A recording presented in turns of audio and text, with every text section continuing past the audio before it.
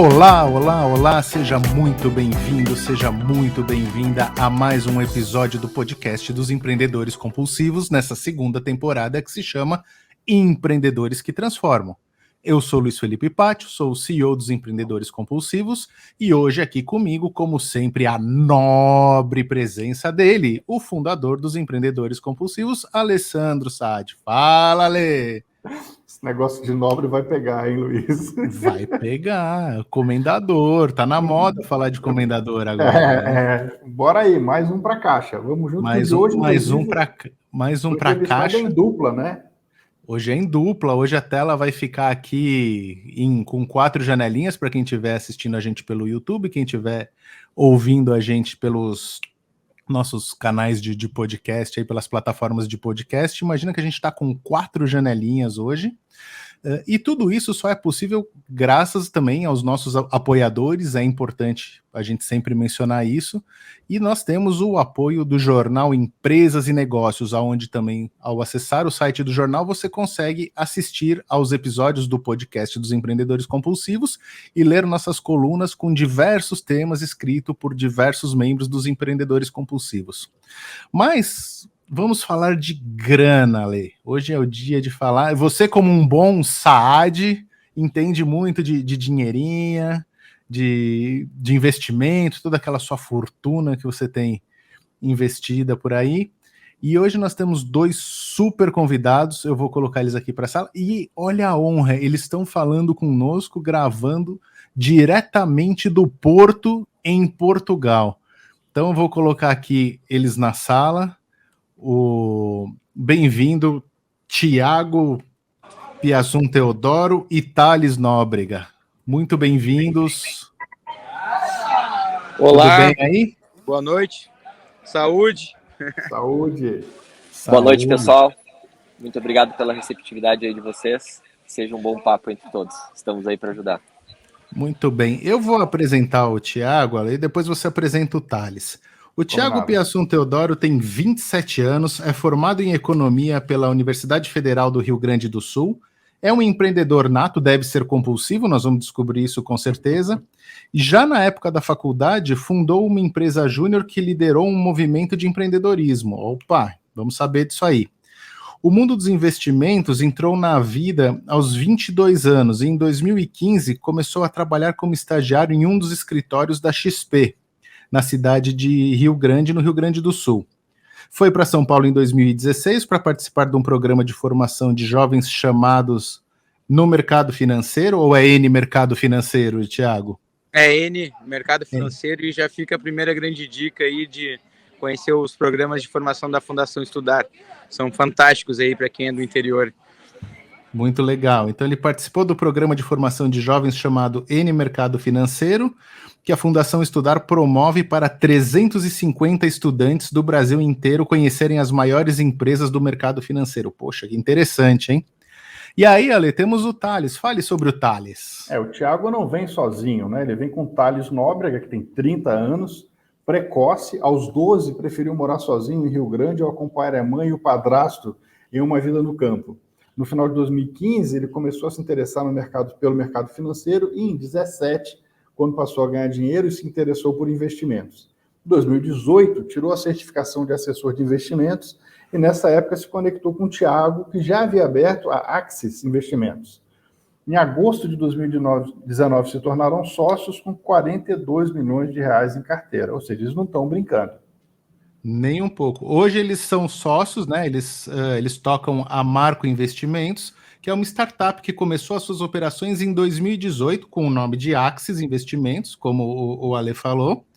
Naquela época, o Tiago e o Thales iniciaram pequenininhos quer dizer, né? Com uma carteira só de 12 milhões, né? E hoje a Marco já tem mais de 47 colaboradores, dos quais 11 são sócios participativos dentro do modelo de partnership. Com sede em Porto Alegre, a empresa ainda mantém escritórios em Pelotas, em Joinville, em Santa Catarina, e em Caruaru, no Pernambuco.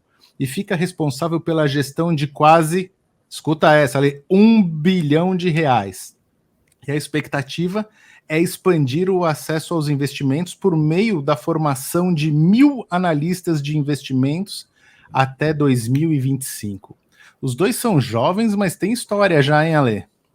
E rodinha no pé, né? E rodinha no pé. O negócio está em movimento constante. Eu vou começar já mandando na lata aqui a primeira pergunta, e aí pode ficar à vontade de tirar para o ímpar aí, o Thales ou o Thiago, quem vai responder, mas assim, quando a gente lê sobre vocês, quando a gente lê sobre a Marco Investimentos, a gente vê que você tem um pilar muito forte na educação, né, no desenvolvimento das pessoas e tal, mas eu queria entender melhor o modelo de negócio. Assim, vocês são uma escola que agenciam investidores ou vocês são uma corretora que capacitam possíveis corretores? Vamos lá. A história da Marco, ela é muito parecida, com toda a humildade, claro, e proporção com a da XP, no sentido de ter um modelo de atração de clientes, né? Daí eu posso dizer que o cliente pode ser um investidor e também pode ser o nosso assessor de investimentos, né? Nosso associado. Então são duas visões aí, né? E o principal negócio é assessoria financeira, prestação de serviço. Então, quando eu falo sobre o Alessandro, sobre o Luiz, terem a liquidez deles investida conosco, esse é um modelo de negócio. Aí envolve todos os produtos financeiros do mercado, sem uma placa fixa no meu peito que me obriga a vender um produto do Banco X, porque eu trabalho no Banco Y, no Banco X também. Então, essa liberdade aí é o nosso modelo de negócio, que é a plataforma aberta.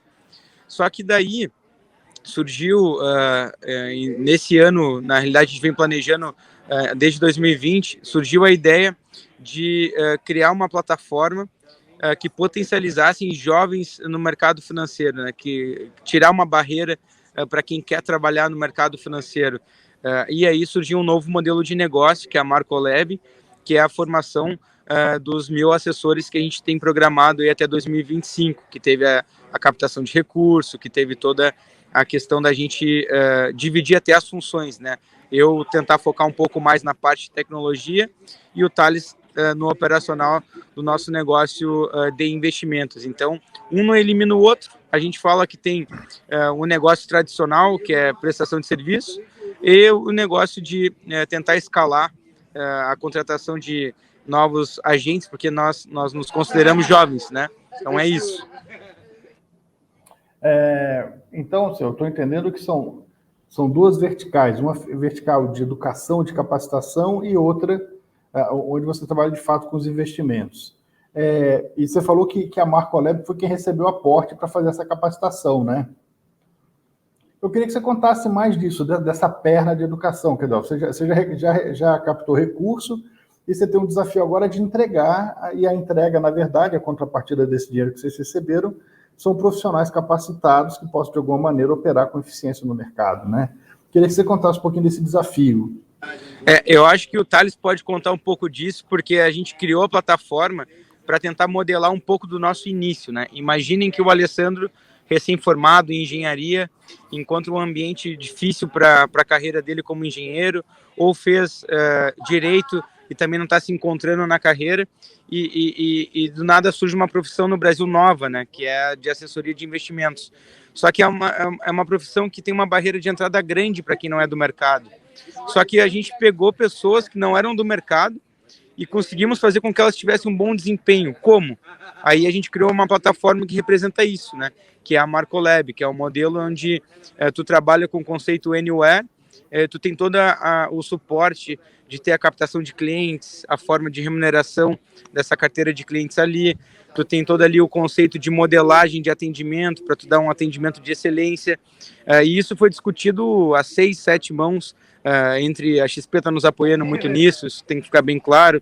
A gente colocou a Exped School como grande parceira desse projeto, que é a maior plataforma de educação financeira da América Latina. Então, todos os cursos que tem na Exped School vão estar ali dentro da Marco Lab filtrados com o que a gente acredita que seja o melhor para quem está começando a carreira. E se o Alessandro morar em Manaus e quiser trabalhar no mercado financeiro e não tiver nem equipamentos para isso, a gente vai financiar essa aquisição de equipamento com parcerias com a Dell, com outras empresas, né, do setor de tecnologia. Por quê? porque muito se fala de diversidade no mercado de trabalho, né? Mas a prática de combater a falta de diversidade é tu eliminar uma barreira socioeconômica na nossa visão. Então, por exemplo, no nosso mercado a gente tem baixa penetração de negros e mulheres, né?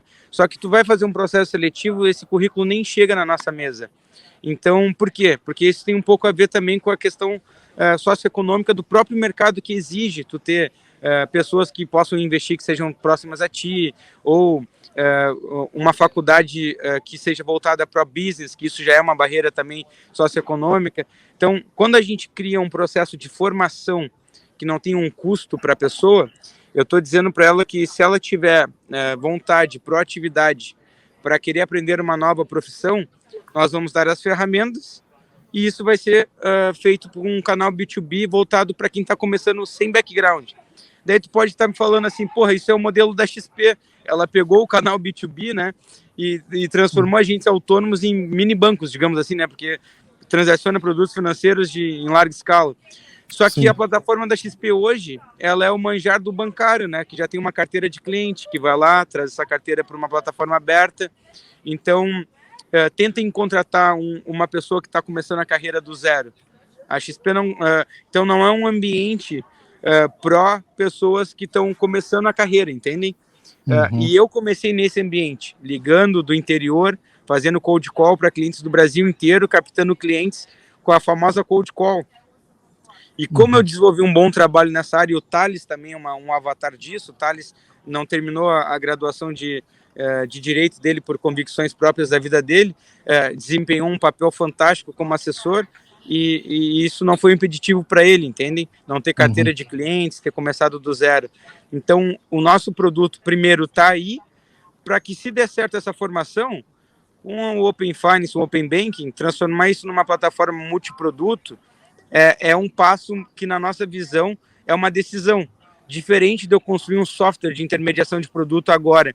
Primeiro eu estou criando um canal de distribuição, um B2B forte, vendedores. Porque tira o terno e a gravata, que é a frase do Thales, somos todos vendedores. Né? E daí depois, lógico, a gente não sabe onde que vai parar isso, porque tudo é possível, né? Ô Thales, e fala uma coisa, essa formação, então, é toda online ou existe cursos presenciais? Ele é um modelo onde o cara aprende remotamente, assim? Então, todo o conceito, como o Thiago falou, da plataforma, ela se dá no modelo online, né, Anywhere. Tá. Tanto é que, quando a gente fala de tecnologia no mercado de investimento, a gente pensou numa escala, né? Escala e acessibilidade. Então, é basicamente isso. É uma plataforma online que a gente vai ter, já tem na realidade, o primeiro curso ali de formação de assessor, que o Thiago fez o Thiago é nosso avatar. Ele é o extrato do que é um assessor de investimentos que começou do zero e fez uma carreira fantástica, assim, ter background também. Não puxando sardinha pro lado dele, ou porque ele é meu sócio, mas é a verdade e contra fatos não argumentos.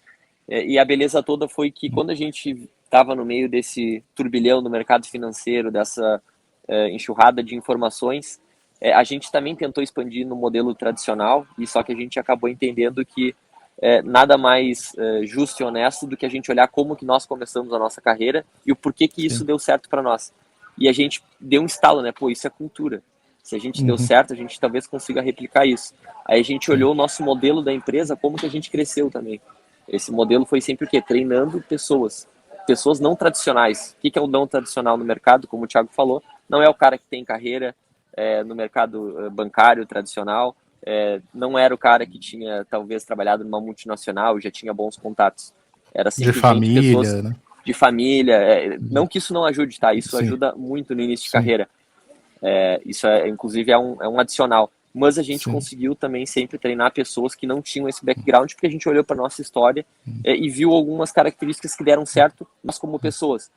E características, às vezes, são rastreáveis e treináveis. Esse foi o ponto. E nessa formação, já tem pessoas formadas? Quantas pessoas tem formada nessa... O que acontece? Por que a gente foi para esse... Agora está na moda as siglas a quantidade de pessoas que tem um mercado, que tu pode atingir, né?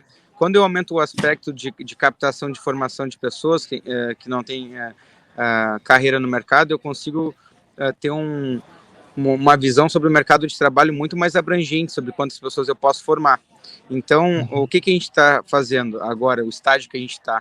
A gente está com a primeira versão da plataforma rodando para estrear em dezembro, e a cada trimestre nós vamos receber 30 vagas novas a cada trimestre em 2022. Por quê?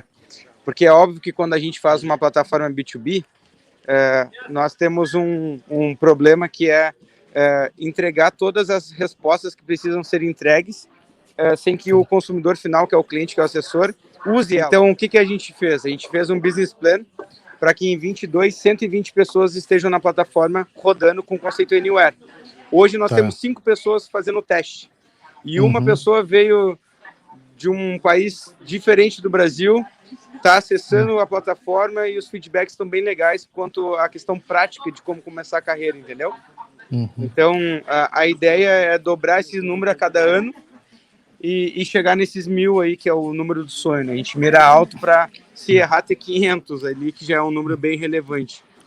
Vocês acreditam que essa provavelmente está dentro do propósito de vocês, mas essa formação óbvia e com pessoas de perfis diferentes vai ensinar mais pessoas sobre investimento e essas pessoas, esses novos assessores vão captar e vão ensinar outras pessoas a investir. Você acha que isso vai ajudar a melhorar a cultura e a educação sobre o investimento do brasileiro médio, vamos dizer assim, aquela coisa de só investir na poupança ou de não saber investir? E assim, principalmente se essa pessoa não tem uma origem mais, vamos dizer assim, mais privilegiada, ela não tem muito hábito de investir. A ideia também da Marco como perfil é captar o pequeno investidor? Com certeza, até porque a gente sempre olhou, desde o início da XP, um assessor de investimentos, ele também é um educador financeiro na ponta final. Porque para tu vender investimentos é uma coisa que não é tangível, que a gente não enxerga, não cheira, não toca. Tu precisa primeiro educar o cliente de modo bem pragmático, assim, de que é que ele está fazendo, qual é, fazer provocações. E acaba que todo o processo de assessoria, quando eu chego no Luiz, chego no Alessandro, eu vou ensinar muito você sobre investimentos, porque se tu tem esse entendimento, eu te educo financeiramente, fica muito mais fácil de tu comprar a minha ideia, comprar o produto e comprar o nosso planejamento. Então, o nosso objetivo também é, sim, fazer com que os assessores, na ponta final, vão ser educadores financeiros e, com certeza, vai estar mirando nessas pessoas que não têm aquele grande capital, né? No Brasil virou muito tabu, inclusive nas pesquisas de mercado que a gente sempre fez, a gente sempre viu que os outros escritórios, as outras plataformas, os concorrentes estavam sempre mirando naquele cara multimilionário que tem 2, 3, 4, 5, 10 milhões de reais.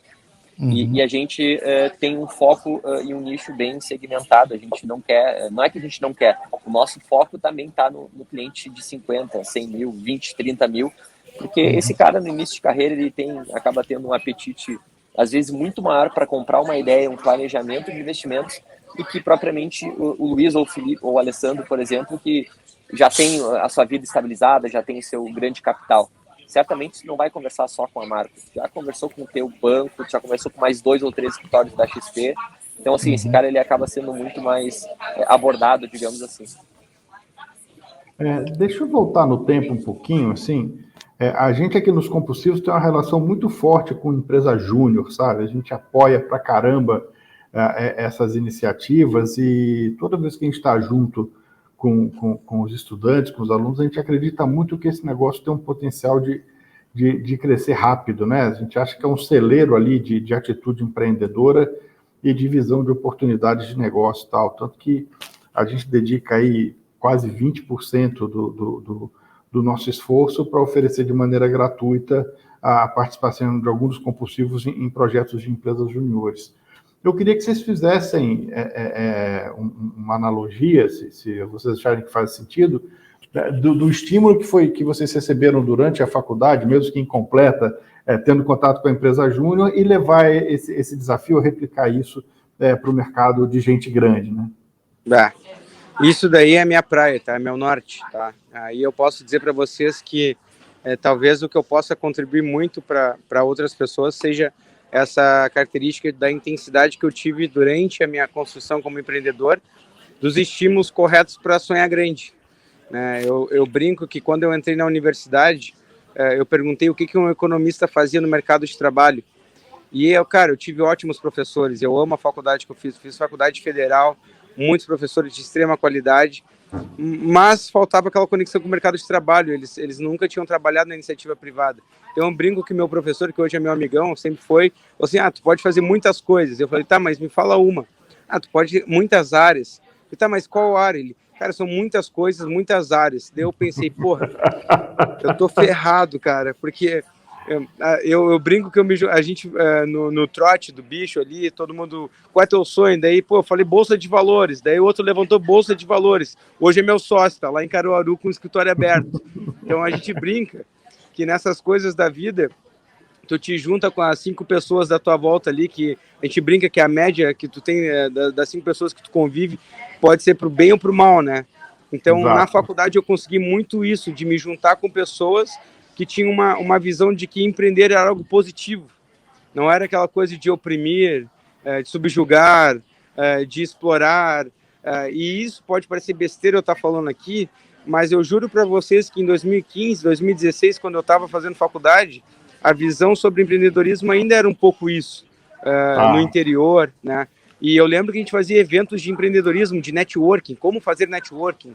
A gente trabalhou na empresa Júnior de graça para empresário, falavam que a gente era corinho de empresário. Lá vem os júniors. Só que, cara, eu estava fazendo reunião, eu estava apresentando um projeto comercial, muito jovem. Então, com 22 anos, eu já tinha feito pitch sobre projeto de viabilidade econômica de uma construção de um hotel na minha cidade. E eu estava no interior, então isso tudo fez com que, com 24 lá, eu estava com o escritório aberto, cara, empreendendo, correndo risco, porque eu estava treinando antes, né? A empresa Júnior fez com que a gente tivesse uma escola. E aí eu falo para o Thales que o fato de eu ter feito esses programas de formação individual, eu tenho investido em desenvolvimento pessoal, me fez abrir a minha visão de mundo, né? O que um cara do IBMEC que teve background financeiro está fazendo? Eu não posso achar ruim alguém ter condições de ter feito intercâmbio ou me subjugar ou dar uma desculpa que, eu não posso competir com esse cara. Não, eu posso competir com o que eu tenho. Daí eu brinco que nas entrevistas não importava se eu falava mandarim, programava em Python ou se eu tinha inglês intermediário, importava o meu Delta. E acho que esse aqui é o bacana da gente, Alessandro, falar do Delta, que é o quê? Meritocracia não é tu comparar duas pessoas iguais. Meritocracia para nós é o quê? O Thales, na condição que ele tinha, ele teve um resultado assim, e esse resultado assim não é igual ao resultado do Alessandro. Se o Alessandro estudou fora, se o Alessandro nunca teve que trabalhar para fazer faculdade, o Alessandro tem que ter um resultado assim, digamos, porque o delta dele proporcionou isso para ele. Então, para o Alessandro ter um delta grande como o do Thales de superação, o Alessandro tem que ser muito fantástico. Então, com essa visão de mundo, tu consegue premiar os dois, né? Tu não exclui a pessoa por uma questão socioeconômica, tu só começa a entender possibilidades, entendeu? A gente considera aqui o quanto a pessoa evolui, né? Assim, você partiu desse ponto e você chegou nesse. E a metáfora que a gente faz é o cara que é o corredor de rua, né? Cara, você não tem que chegar em primeiro, você tem que chegar num tempo menor do que você chegou na última corrida. É isso aí. Então, e isso está muito claro para a gente. Quando a gente roda aí o Brasil impactando os empreendedores com a nossa metodologia e tal, a primeira coisa que a gente faz é botar um concorrente um do lado do outro e falar, cara, não tem problema nenhum vocês compartilharem o que vocês fazem. Porque a grande diferença lá é o como, né? É na hora de fazer, como cada um vai fazer a diferença. Então, se você vai usar essa planilha de Excel para controlar, se você vai usar esse conceito aqui para formar preço, se você vai fazer esse ou aquele tipo de ação de marketing digital, cara, não faz diferença, cara. Né? A diferença é o quanto você agrega onde você está. E isso para a gente é muito valioso, porque você consegue ver pessoas muito simples fazendo saltos de evolução, né? E numa medida muito maior do que uma pessoa muito mais preparada. Um ponto aqui que eu queria trazer para discussão com vocês é exatamente esse, né? Quer dizer, a gente está falando aqui de um produto, de um serviço, né, que é oferecido para quem tem condição de operar, por exemplo, no mercado financeiro, ou de oferecer para alguém, de ser um agente e tal. O quanto isso pode ter convergência com o cara que está montando um negócio agora, né? O quanto, por exemplo, mesmo que ele não invista agora, ter passado pela formação de vocês lá do Marco Lab pode ajudá-lo a ter uma visão diferente de mundo e ser um empreendedor melhor. A gente acredita que assim a conexão toda que esse ambiente que a gente atua está totalmente voltado a uma proatividade que envolve vários negócios, né? Então, a conexão com o mercado financeiro, ela não exclui o investimento principal, que na minha visão sempre tem que ser o negócio do empreendedor, porque o mercado financeiro é só um suporte, um auxiliar para potencializar o resultado que ele tem empreendendo. Então, a gente não acha que o empreendedor tenha que deixar de investir no seu negócio para poupar e investir conosco, por exemplo. É ao contrário. Ele tem que focar totalmente no plano de negócios que ele tem para potencializar a capacidade de poupança dele. E aí, o nosso mercado vai ser uma solução para que todo o esforço do trabalho do empreendedor não seja jogado fora com produto ruim e falta de planejamento, porque quem aqui não tem um pai, ou um tio, ou um avô que construiu patrimônio e mesmo assim está apertado de grana? Porque o patrimônio está imobilizado, ou porque não planejou a sucessão, a herança, os herdeiros não tiveram dinheiro para pagar a herança, sabe? Então, acho que o grande barato do mercado financeiro é potencializar quem empreende também. E não só quem empreende, né? Mas numa sociedade em que não é estimulado a riqueza, a pobreza reina, né? Então, eu acho que também essa mentalidade de não ter problema de sermos ricos melhora a vida de todo mundo na ponta final, né? Eu estava observando aqui no perfil da Marco, Thiago Tales, e eu percebi uma coisa interessante, né? A sede da Marco é em Porto Alegre, mas os escritórios estão muito focados no interior, né? Pelotas, no Rio Grande do Sul, em Joinville, lá em Santa Catarina, e em Caruaru, lá no Pernambuco, ou seja, fora das capitais e fora dos grandes centros. Essa estratégia é uma forma de tentar pegar o pessoal que tem renda, e que a gente sabe que tem muita gente que tem renda e que estão fora dos grandes centros? Isso é uma estratégia da Marco? Qual que é o objetivo de estar fora dos grandes centros? Acho que eu posso responder isso te fazendo uma pergunta, né? Vocês têm filhos? Sim. Sim. Se vocês perguntarem para eles o que eles querem da vida deles, provavelmente vocês devem escutar algo como um pouco mais de qualidade de vida, um pouco mais de acesso às coisas de uma forma mais simples. Então, a gente brinca que eu e o Thales, a gente está pegando uma transformação até da Faria Lima, né? Que a gente brinca que está indo para o interior e a pandemia acelerou muito isso. Então, não só o investidor que está no interior, mas o profissional também que às vezes tinha que migrar para a capital, a gente também está à procura dele. E se vocês forem pensar, por que alguém do interior não pode ter o acesso a um serviço de qualidade da capital, né? Faltava só ferramenta. Claro, ele vai buscar na capital, né?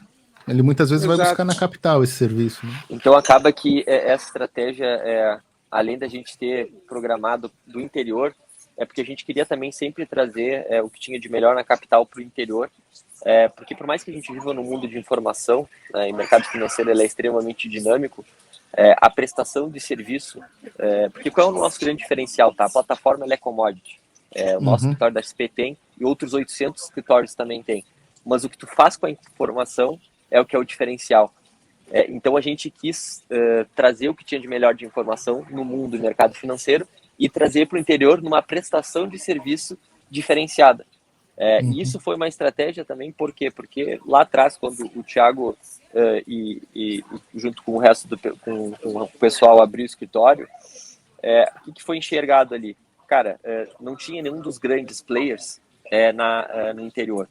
Pô, e a gente sabe, Pelotas é uma cidade super rica, nossa cidade Rio Grande também, onde a gente teve os outros negócios também, uma cidade super rica também por questões portuárias. E esse pessoal, ele estava sendo atendido pelo banco e não tinha chego ninguém de corretor ainda. Então, a gente enxergou um filão de mercado onde os grandes ainda estavam capinando o mato na capital, que era um grande mercado, e o interior ficou extremamente descoberto. Então a gente, no início de carreira, voltando lá para o nosso início, né? A gente não veio de banco, não veio de família rica e não tinha um background. A gente precisava se destacar usando um pouco de inteligência e sabendo algumas informações. E qual foi o nosso diferencial? Pegar o interior, pegar o grande empresário e fazer uma prestação de serviço diferente.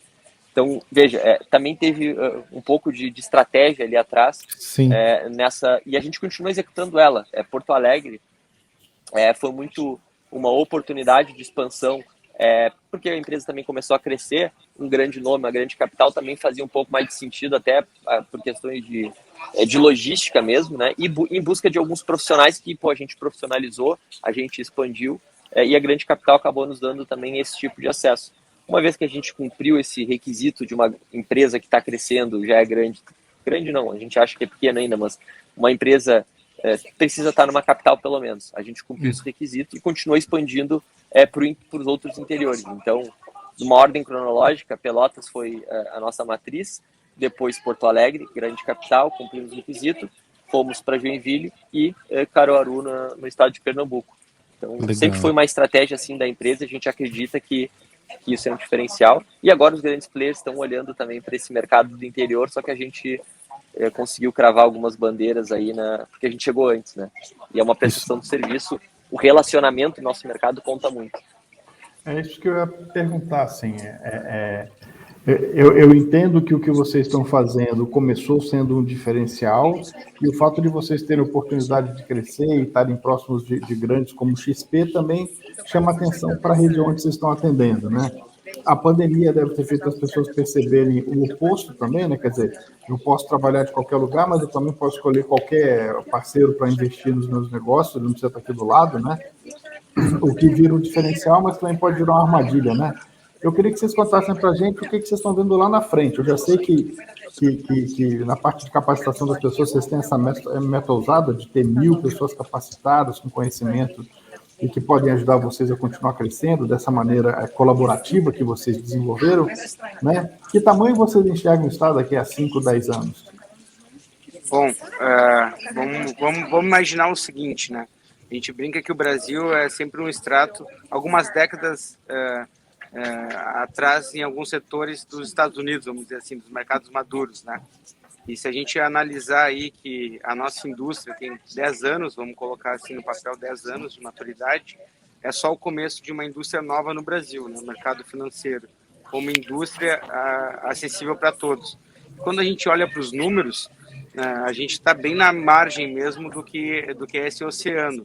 Só que, lógico, a gente não pode só visar a assessoria de investimentos como o mercado infinito, né? Então, nos mercados maduros, tu ter um especialista que realmente complementa a tua vida do aspecto financeiro e não só de investimentos, faz muito sentido ter esse profissional dentro da tua família como um médico da família, né? Onde tu te consulta ali regularmente para resolver os teus problemas de saúde.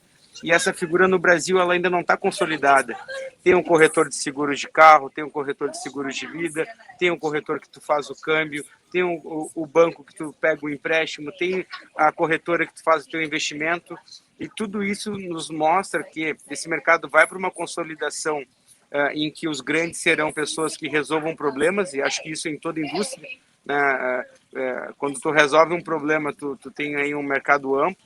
E na nossa visão, esse problema no Brasil está só começando, porque se tu pegar 500 mil CPFs ali em 2016, na Bolsa para quase 4 hoje, vamos colocar assim, teve um crescimento exponencial, mas ainda é uma porcentagem da população muito pequena.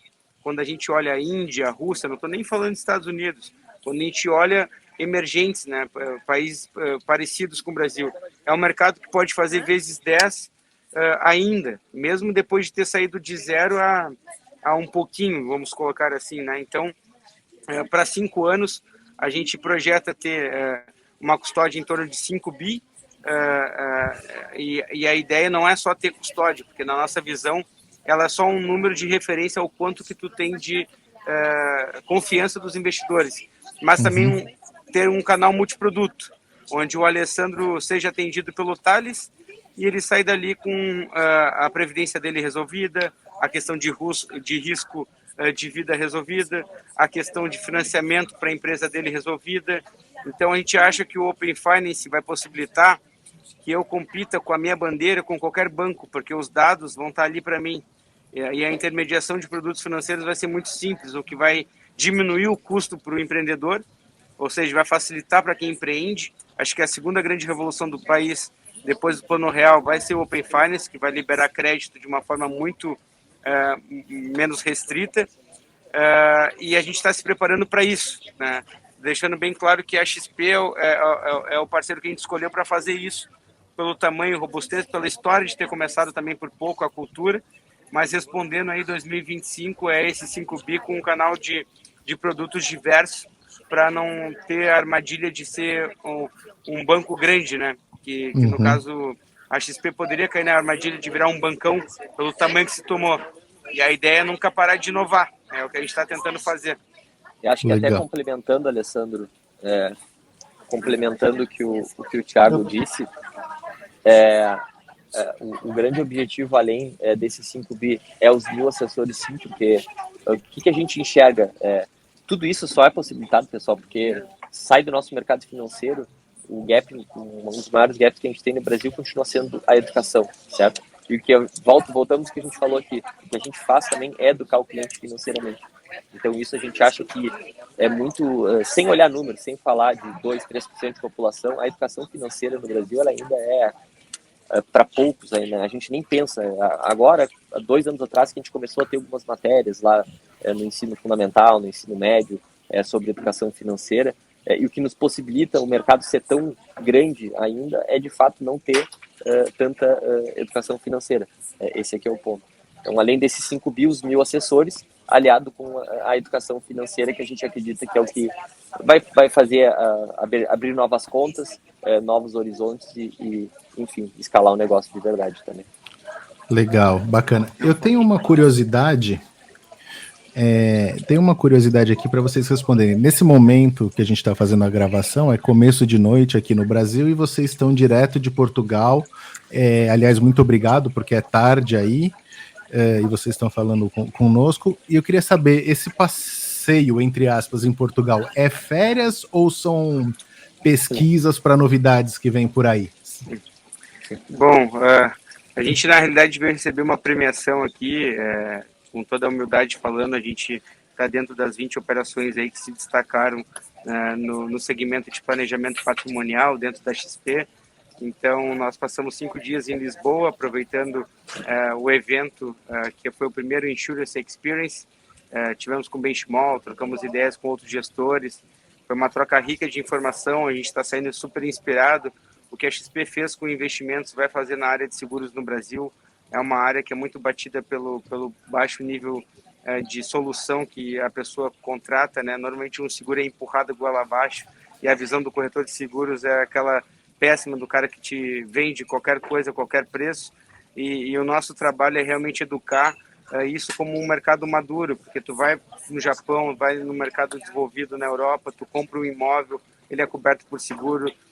Se um assessor de investimentos te atende e tu não fecha uma pólice, tu assina um documento dizendo que eu te ofereci o produto porque a família me coloca como responsável pela toda essa questão. Então, isso é uma novidade, a gente está montando toda uma área dedicada a esse produto, e então acho que resume bem o que a gente vai fazer aqui, né?